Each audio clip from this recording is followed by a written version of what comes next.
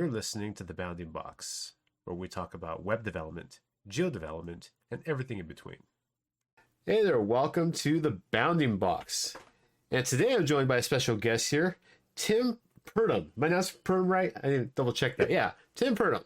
So Tim, why don't you tell us about yourself, who you are, what you do, what's your problem? Sure. Well, you got my name right, Renee, so thank you.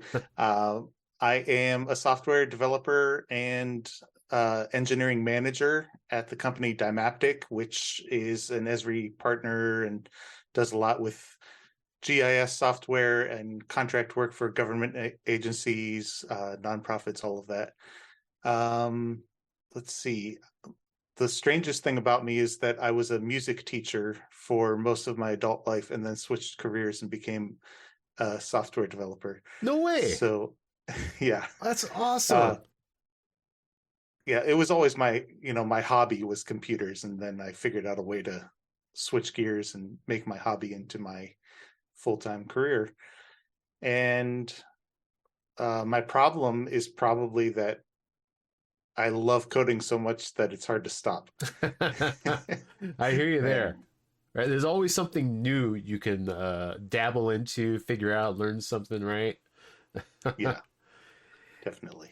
Yeah, the music teacher route is amazing because my first attempt at a major in school when I was like 18 or so, maybe 19, I can't remember anymore, was music. And when Okay. I got into it, I was told at some point, it's like, okay, you're at the point now you have to pick an instrument. You have to pick something. So I went Right. percussion. All right, I did percussion there. Like, Yeah. my piano wasn't great. I was okay. My string instruments were pretty poor. And so they're like, okay, let's go with percussion. And that was fine for a while. But then at one point, I was going to be a lifer in school. My goal was to spend my entire life just in school and living the dream, right? But eventually was like, okay, I need to get a job. I need to start making some money at some Right. point. So I had to switch careers and stuff, or switch majors and everything. But yeah, that's great. I love that. I still like to dabble in some music stuff here and there every now and then. Not really making anything useful, but like web audio and stuff like that, I think is really cool. I don't know if you Sure. played around any of those libraries that are out there and stuff, but there's some really A cool little bit. things. Yeah. Yeah, I've done a little bit. Actually, with that, the first thing as I was switching gears is I was making websites and apps for other music teachers. So I Oh, was doing like interactive, actually with music notation where you could drag and drop the notation for the kids. that is They very could cool. click a button and it would play back what they had written. And That is neat because a lot of yeah, stuff you see out there is pretty much just like, the key, you pick A, B, or F, but they don't really use music notation. It's not the ones I've seen. And I think that's really useful. My daughter actually did the intro for this podcast. She made that for me. So I think that's right. really cool of actually like enforcing those concepts in your apps and stuff. That's neat. Yeah, it was a lot of fun and it gave me a chance to, when I made the transition, I actually saved up some money and tried to go out and make a business out of that. And of course, music teachers don't have any money, so that was a challenging Right. place to start, but it gave me some time to hone my development skills and, something to work toward. Oh, that's great. I love that. I really dig that. I think that's a lot of fun.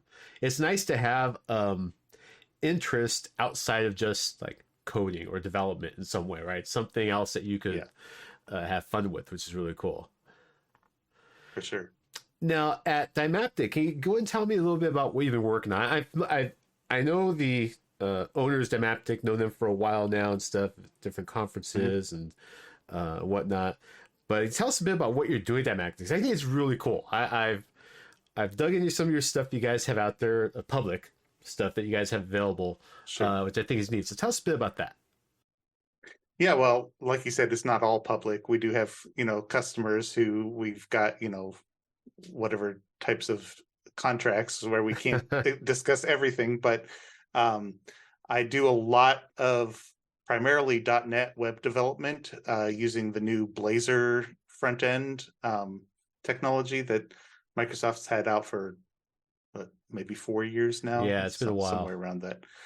Um, and so I use that for our customers, but I also, they took me to the Esri Dev Summit last year, which I know is coming up again here in a couple weeks. And I was looking at all of the stuff, for .NET that was the runtime and the SDK and the Pro SDK and all this stuff. And I'm like, okay, but that's all desktop. And then I'm kind of interested in the web.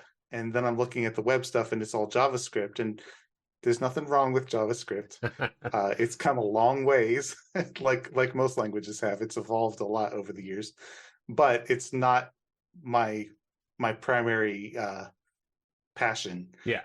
So I realized, well, wait a second, but Blazor can wrap any JavaScript call and call it from C#.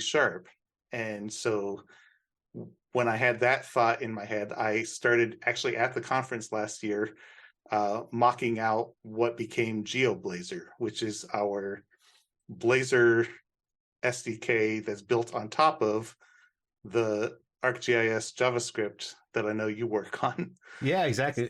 Which is great. 'Cause let me tell you, we were getting a lot of questions about Blazor, and I really had no solution for them because I hadn't used it. I used .NET a lot, like up until about maybe, gosh, 6, 7 years ago or so, and I just haven't really bothered with it. So I wasn't familiar with how to use it. I tried, I couldn't get nothing working. So when you guys got GeoBlazor out, it was something I could direct people to because we kept getting asked about it, and it was like, well, I don't have a solution for you. I'm sorry, I don't know. But if you come up with something, let me know. It was always my response, right? So now that there's something to point people to, it's really cool. Tell us about how that works. Like, why is Blazor cool? What makes Blazor interesting for developers?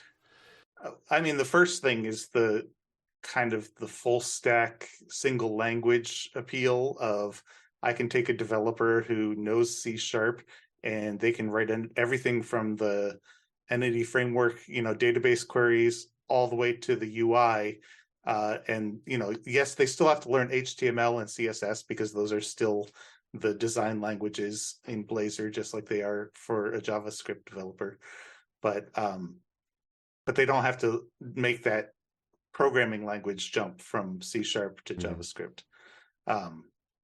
And then, of course, that means you can do things like shared data structures in code, between server and client and all these different things. You don't have to deal with serialization and as much and matching types and all of that. So I think that's one of the big appeals of Blazor, is kind of that full stack development. Of course, then you could get into like, well, what are the advantages of C# over JavaScript? And Yeah. you could throw TypeScript somewhere in the middle of the two and say, well, that probably solves a lot of the same problems as. And that's a whole interesting conversation there too, because like developers today are just getting into this. They're seeing these like problems, like I'm creating something on the server, and I need to serialize it on the client. There's this various solutions for that. GraphQL has like you can generate types from your GraphQL, and it looks like you're not serializing stuff in the client, right? I mean, you really are, but you don't know it. The same goes for like a TRPC, right? So TRPC is like the latest thing for web developers now, where it's way cooler. TRPC I actually dig a lot more because what it'll do is it will take your types in your server code, and it uses a proxy wrapper to generate a client code that matches your types. So everything is type safe, and it looks like you're using stuff directly from the server when you're really not, which is fun. It's cool and stuff like that. But if you really take a big picture look at it, it's like they're trying to recreate stuff you can already do in like a .NET environment in C#, and you get all these really cool features from it, which I gotta give credit to, right? I mean, and I don't know if it's just that web developers in general think it's harder to learn C# when there's more of a stack there to learn. Maybe I would ask those developers to just give it a shot, because it's not really that bad. There's a lot there, but like actual C# as a language isn't the most difficult thing in the world. Right. So no, definitely not. And I think the two are, they've got, what do you call that? They're emerging toward each other. JavaScript and C Sharp. So many new features like async await, Yep. and all of that stuff it's in both languages, and so you can just see it and say, oh, I know how that works. And they're Yeah. both based on C syntax, so it's not really hard to read one or the other. um, the other thing I really like about Blazor, again, you can tell my mindset is always about building full stack, being able to handle everything myself. I've never worked for a large company, I've never had a giant team where I could just say, well, I'm going to work on this tiny little piece. And the other thing with Blazor is you can actually use it now with .NET MAUI and create UIs that then are running natively. Now it is a web UI, right? It is running in a web, what do they call that? A web view Okay. on the device. But aside from the UI, all the code is running .NET native on whatever device you've got. So it's not running with it's not running in WebAssembly. It's not running with a client server, communication. It's running just right there on the device. So, That's neat. you you still get all the performance of anything like it's similar to React Native in that sense. When I see stuff like that, I always think back. I miss Silverlight in some ways because Silverlight was so cool. I mean, all of your code, everything, server communication, your WSDL service, and all this stuff just built right in your Silverlight app, and you spin up in the web, and you're just doing some really amazing stuff, right? I mean, it kind of bummer that it kind of died out. I get why. It was heavy. It was a beast of a thing to do, but it did a lot of really cool stuff. Yeah, I know people complain a lot about Microsoft, and because I switched careers, I got to miss a lot of that earlier stuff. But I get why they're hesitant to jump onto the new Microsoft technology, only for it to disappear again in a couple of years. Yeah. But I don't think that's going to happen with Blazor. It seems like they're going all in on that being their web solution. And it's really cool. I mean, the technology itself, the whole stack that Microsoft has for .NET isn't the .NET people think of from like a few years ago, right? It's like a whole Right. new stuff you're working with, which is really cool. It's not ASP pages, stuff like that anymore. It's a whole new beast, which is really cool. I think it's awesome. I dig it a lot, and I think there's a lot of. I mean, you have the whole bunch of cool tech behind it too. Because you've got the .NET, and then you've got direct access to like Azure and all these different things you can do deploying to Azure and stuff like that, which is really neat. Yeah, well, and .NET runs on Linux now, which means it's completely Dockerized, Yeah, uh, containerizable, and you can run it anywhere. We do apps in Azure for customers and in AWS, and I mean, I have to learn the difference in the portal, but once I set up my scripts to push up the new version, there's no difference to me. It's just a Docker container, and I just push it wherever that's it really fun needs to because go. I work pretty much almost my machine. My home machine is pretty much it's just Linux. It's a dual boot for Windows, but I barely use Windows at all anymore. Maybe if I spin up a game, and then my work machine is a MacBook. So having be able to just use .NET like the command line anywhere I want is kind of Yeah. cool. So I've been able to play with some stuff here and there to get some things working. I do have to say the Linux .NET one was kind of buggy for me up until a few months ago. I don't know why. I think just my Ubuntu was jacked up or something. But now it's all smooth. It's pretty cool. Yeah, I remember seeing some announcements about how they were working with, is it Canonical that Yeah. creates Ubuntu, and to get it kind of in the box and not so much of a add-on after the fact, and then you have to worry about things, not being set up right. And not needing Visual Studio to do like .NET stuff is very cool because Visual Studio is a great IDE. It's a great IDE if you're doing C Sharp, .NET, and everything. I can't, knock it for that. It does have its quirks and bugs, and if you know them, you can work around them.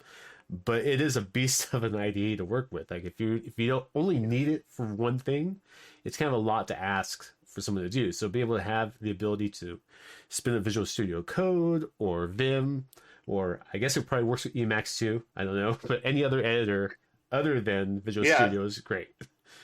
well, and my favorite is JetBrains Rider. I actually do work mostly on Windows, but I use JetBrains Writer, which is cross-platform and available Oh, on okay. Linux.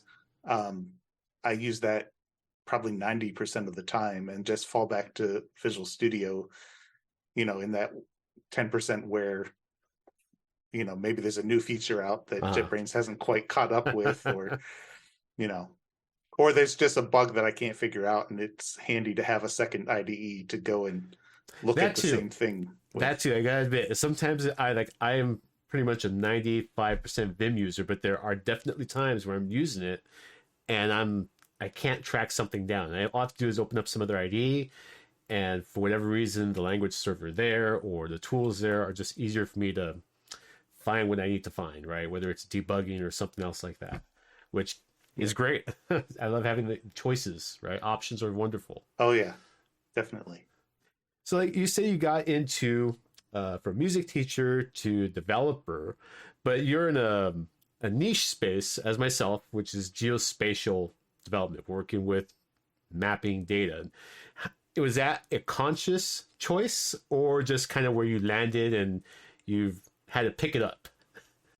No, it really was the latter. It was I was invited to join Dymaptic. I mean, I interviewed obviously, but they hired me on and said, "Well, we know you've got the .NET skills and the developer skills. Now you need to pick up GIS and you need to understand how this works because this is what we do with our customers." So yeah, I mean, I'm kind of content agnostic in the sense that I uh, love to learn different things, and it doesn't really matter what I love to learn about mapping and geospatial. But if I got a different job, I would probably love to learn about that too. um so it's been a lot to learn over the past year or so, and I'm sure there are still things that I'm missing out on, but luckily I have a whole, small company behind me that I can turn to and say, okay, what are they talking about here? so I have What's to the difference ask. between a feature and a graphic? Or That's what I was going to ask. I have to ask. What has been some of the more challenging bits of trying to wrap the?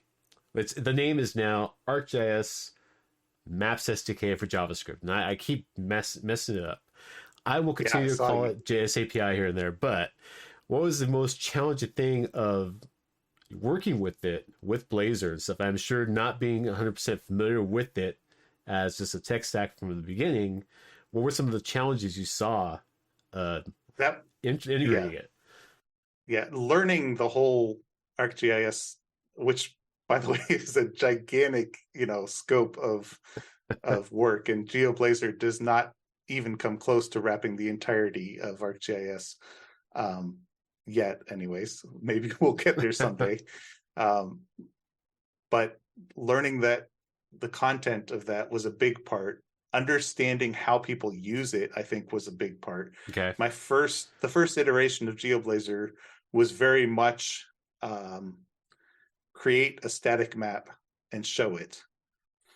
But I soon learned from my colleagues and from people who started using GeoBlazor that, well, wait a second, we want to be able to update those graphics. We want to be able to do some sort of real-time tracking, or whatever it is. And now, okay, now I need two-way communication between the Yeah. JavaScript and the C#, right? I can't just get away with one way and tell the JavaScript do this, and then I don't know what's happening after that.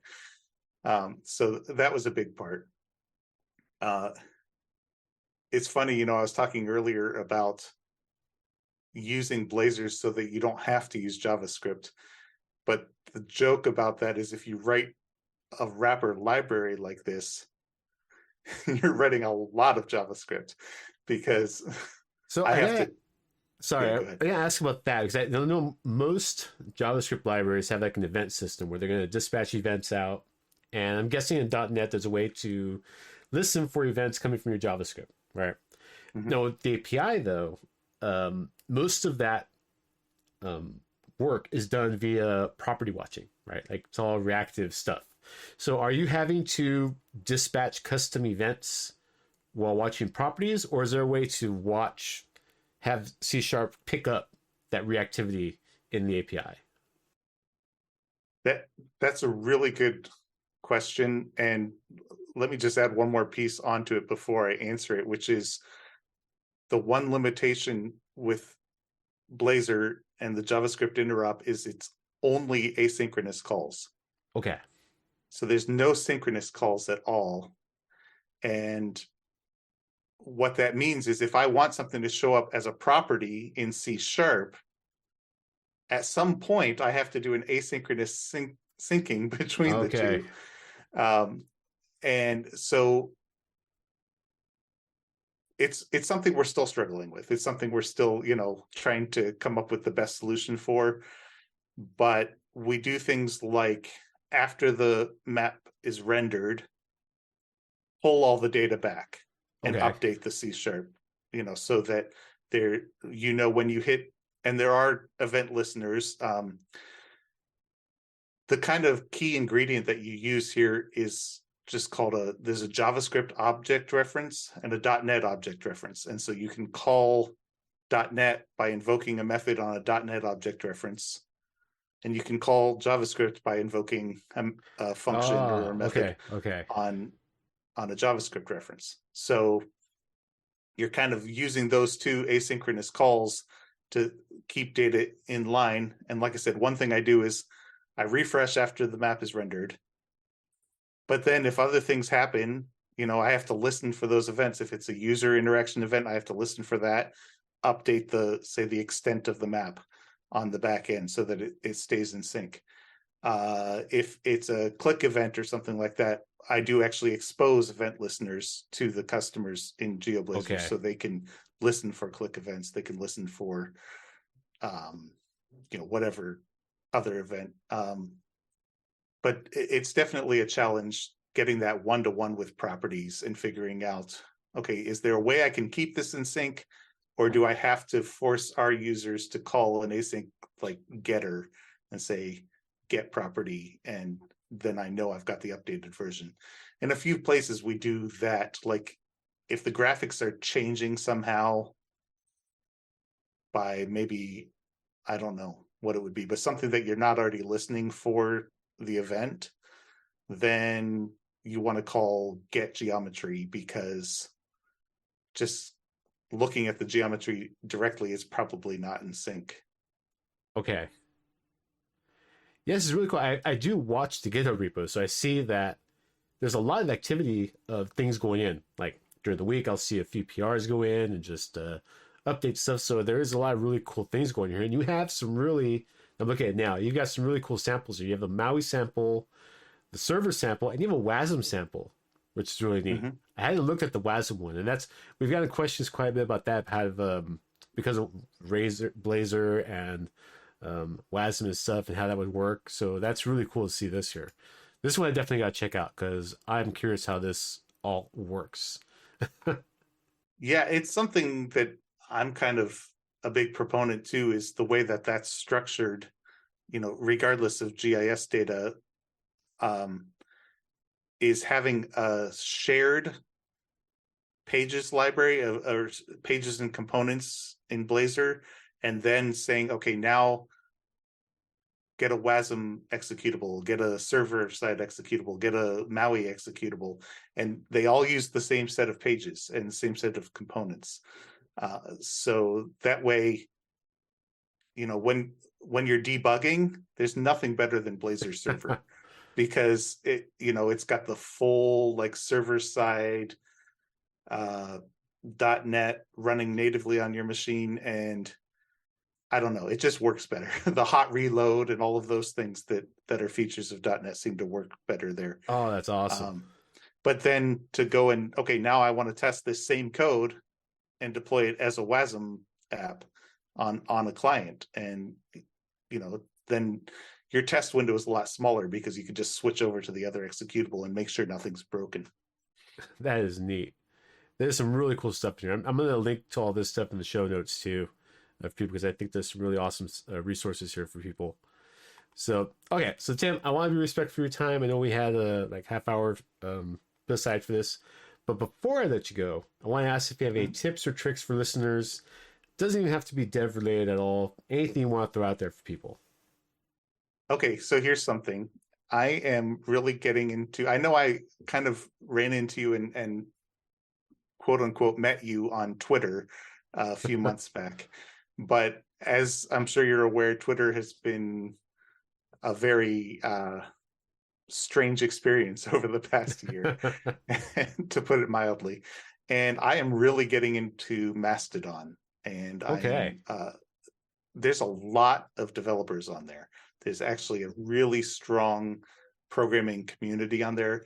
It does take a little getting used to. So I guess my tip would be, if you try it, follow hashtags, Okay. follow .NET, follow JavaScript, follow software development, whatever it is, because you're going to see a lot more that way than trying to find people.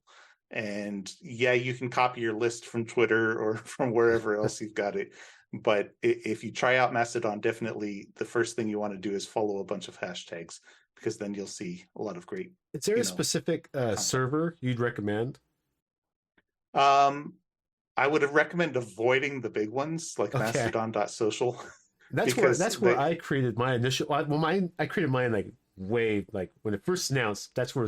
So when I tried to log in, it like directed me back to that main one, mm, and I still, just like you said, I haven't added all my hashtags yet. I have just a difficult time navigating or finding stuff is my main right. issue. I guess I'm spoiled by the for you part of Twitter. I know people hate it, but Yeah. I must be dumb luck enough where it's not just littered with nonsense. It's mostly things that I am interested in. So I'm spoiled by that. So I know with using Mastodon, it's more of like you need to curate your stuff better. So Yeah. I think that's where I need to improve on there. Yeah. So two things about choosing a server. One, the one I use is Fostodon. Okay. So it's mostly free and open source software people. And since our GeoBlazor core is open source, I thought, I'll try that out. And I do use a lot of not open source software as well. So hopefully they won't kick me out, but it seems to be a good server. Um, I've seen there is a .NET.social. I bet there's something like that for JavaScript developers out there. There's one there's one called Hachyderm that's Peter. pretty Okay. popular with tech people, especially with like DevSec people, security specialists. Um, yeah, all of them are, plays on Pachyderm Okay. so or Mastodon or something like that. Um, but the other thing I would say about that is, once you pick one, you're not stuck to it. You can actually export all of your followers and followees and move to a different server. So if you get on there and you see this other server that has all this action and you think, oh, I should be over there, you can do that. You can just pick up and move. Okay. I think I'm definitely gonna give that a shot. And like you said, I recommend other people to try that too. All right, awesome, Tim. I really appreciate it. I thank you very much for your time. This was a lot of fun. And are you gonna be at Dev Summit this March? I will be. You will be, okay. Yes. I'll be there all Yep. week then. I'll see you there. Look for me. I'll be around. Okay. All Yeah. Can't wait to. It was right. nice to meet you face to face. Yeah, exactly. I'll see you in Yeah. person soon enough. Thank you for listening to the Bounding Box today. Please subscribe for more content.